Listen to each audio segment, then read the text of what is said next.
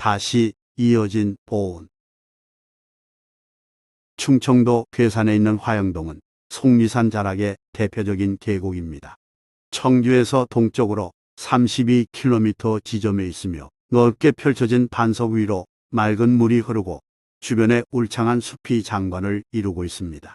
오암 송시열이 이곳에 응고하며 중국의 무의구곡을 본받아 경천벽, 운영담, 읍궁암, 금사당, 첨성대, 능운대, 와룡암 학서대, 파천 9곡을 이름지었기에 화양구곡이라고도 합니다. 조선조 이곳에 터를 잡고 대대로 북박이로 사는 토만이 있었는데 그 집안에 여러 노비가 주인 눈을 피해 몰래 달아나는 일이 일어났습니다. 분노한 주인 김생은 직접 추노에 나섰습니다. 추노는 도망간 종을 찾아오는 일을 이루는 말입니다. 김생은 어려운 일이지만 물어물어가며 탈출한 흔적을 쫓아 마침내 대구에서 노비를 잡는 데 성공했습니다. 내 놈들이 도망치면 못 잡을 줄 알았더냐. 김생은 데리고 온 하인들로 하여금 집에 데려가게 한 다음 자신은 그곳 대구 부관아 객관에 머물렀습니다.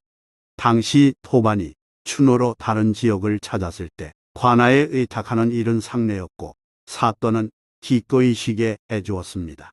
그런데 내내 긴장한 상태로 노비를 추적하다가 힘겹게 목적을 달성해서 그런지 김생은 덜컥 병에 걸려 누웠습니다. 어허, 왜 이리 머리가 어지럽지?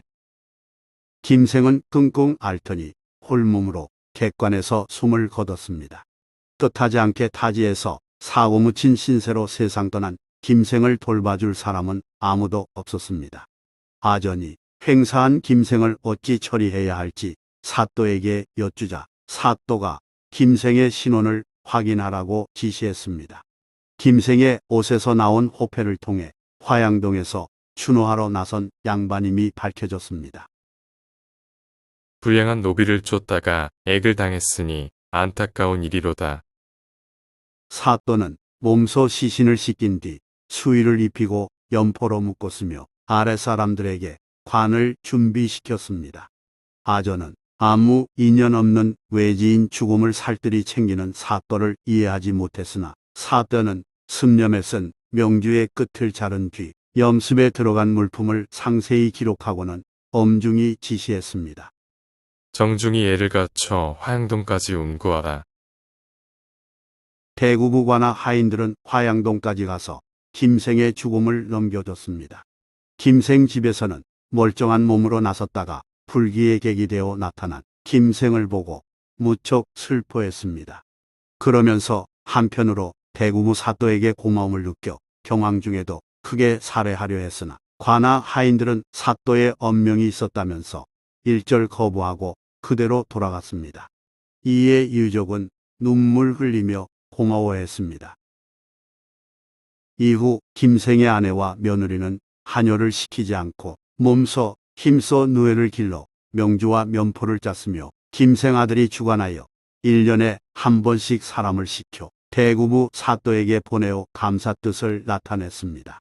그러다가 몇 해 지나지 않아 김생 아들이 갑작스레 급한으로 죽었고 대구부 사또는 다른 곳으로 옮겨가면서 두 집안 사이의 통신도 인연도 끊어졌습니다. 세월은 무심하게 흘렀습니다. 서울 조동에 사는 선비 이생은 혼인 후 약관 때 장인이 다스리는 충청도 청주로 가서 머물렀습니다. 근처에 있는 화양구곡이 매우 아름답다니 이참에 가서 봐야겠어. 정말 아름다운 곳이군. 우암 선생께서 사랑하여 응고하실 만하네. 이생은 화양동을 관광하고 돌아오는 길에 누이가 사는 집을 찾아가 얼굴을 보고자 했습니다. 시집간 지 얼마 되지 않은 누이가 잘 지내는지 보고 싶네. 누이 집은 그곳에서 수십 리 밖에 있었고 이생은 갑자기 배고픔을 느꼈습니다. 주점에서 먼저 식사라도 해야겠군. 하지만 아무리 살펴봐도 주변에 주점이 보이지 않았습니다. 이생은 사방을 둘러보며 방황하다가 저 멀리 농막이 보이기에 그리로 향했습니다. 저곳에서 잠시 쉬며 간단히 욕이나 하자. 농막까지 가니 근처에 집이 한 채 있기에 이생은 그 집 대문을 두드리며 사람을 불렀습니다. 안에 누구 계십니까? 나그네의 부름에 한 젊은 주인이 나오더니 누구냐고 반문했습니다. 지나가는 길손이온데 잠시 목 좀 축이고자 합니다. 젊은 주인은 대문을 열고 이생에게 들어오도록 허락하고는 방으로 안내했습니다. 이생이 자리에 앉자 젊은 주인은 머리 숙여 절을 올리고 말했습니다. 집안에 연로한 할머니께서 마루에 계시는데 행차 뵙기를 청하십니다. 이생은 그 말을 듣고 크게 당황했습니다. 처음 방문한 낯선 집에서 집안 어른이 뜬금없이 자기를 보고 싶다고 말했기 때문입니다. 이생은 혼자 무슨 일인지 짐작해 보았습니다. 상대는 노인이고 나는 청년이니 꺼릴 일이 없고 또 나를 보고자 하는 목적이 필시 예사로운 일은 아니리라. 이렇게 판단한 이생은 자신이 할머니에게로 가겠다고 말했고 젊은 주인을 따라서 안으로 들어갔습니다. 할머니는 80살쯤 되어 보였기에 이생은 절하여 인사했습니다. 이생이 고개를 드니 할머니는 잠옷 반가운 얼굴빛으로 손님을 맞이하며 말했습니다. 행차께서는 저동에 사시는 이서방이시지요. 그렇습니다. 그걸 어찌 아시는지요? 노인은 감격한 표정으로 말했습니다. 저희 집안은 어르신네 집안에 결코 잊을 수 없는 은혜를 입었습니다. 오늘의 만남은 실로 우연한 일이 아닙니다. 노인은 잠시 심호흡하여 마음을 진정시키고는 며느리를 불러 손님과 상경케 하고 지난 일을 말했습니다. 모년에 저희 집 가장이 추노하는 일로 대구까지 간 일이 있었습니다. 이렇게 사연을 말하기 시작한 노인은 아들의 죽음에서 잠깐 눈물을 흘렸습니다. 이어 노인이 밝힌 그 뒤의 일은 대략 다음과 같습니다. 아들이 세상을 떠나면서 선물 전달을 주관할 사람이 없어졌으나 그 일을 그만둘 수 없어 노인은 해마다 상자를 마련해 그곳에 명주와 면포를 넣어두었습니다. 언젠가는 기회가 오겠지.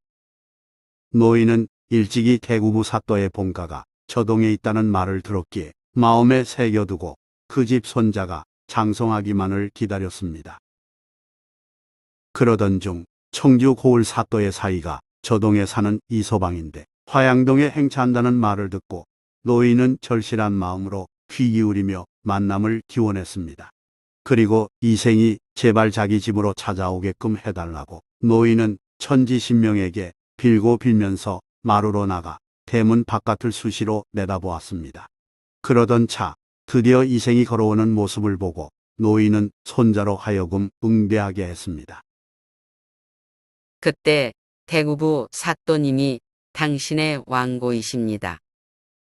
왕고는 돌아가신 할아버지를 이르는 말입니다. 말을 마친 노인은 눈물을 주르륵 흘렸습니다. 노인은 이내 눈물을 훔치고 이생에게 한사코 하루 머물고 가라고 신신당부했습니다. 노인 집에서는 소를 잡고 닭을 삶아 이생에게 매 식사 때 대접했고 수시로 맛있는 음식을 대접했습니다. 어허, 됐습니다. 그만 주십시오. 이생은 배불리 먹고 좋은 이부자리에서 잠들었습니다. 이튿날 이생이 돌아가겠다고 알리니 노인은 그동안 보관해온 몇 개의 상자를 내주었습니다. 이생은 사양했지만 지극한 정성으로 보답을 행하고자 하는 노인의 간절한 마음을 물리칠 수 없어 받았습니다. 이생은 한 마리 말에 그 짐을 가득 싣고 장인이 머무는 청주 관하로 돌아가서는 장인에게 짐에 얽힌 사연을 말했습니다. 장인은 그 말을 듣고 감동하여 자기 일처럼 여기며 아전을 노인에게 보내 문안드리게 했고 향청 우두머리인 좌수첩을 만들어 그 집 젊은이를 명예롭게 해주었습니다. 그 뒤로도 노인은 해마다 빠뜨리지 않고 사람을 시켜 예전처럼 면포를 이생에게 전했습니다. 노인의 손자도 종종 찾아가서 감사 인사를 올렸으며 이생은 과거에 급제해 교리를 지냈습니다. 좋아요 및 구독은 영상 제작에 큰 힘이 됩니다. 고맙습니다.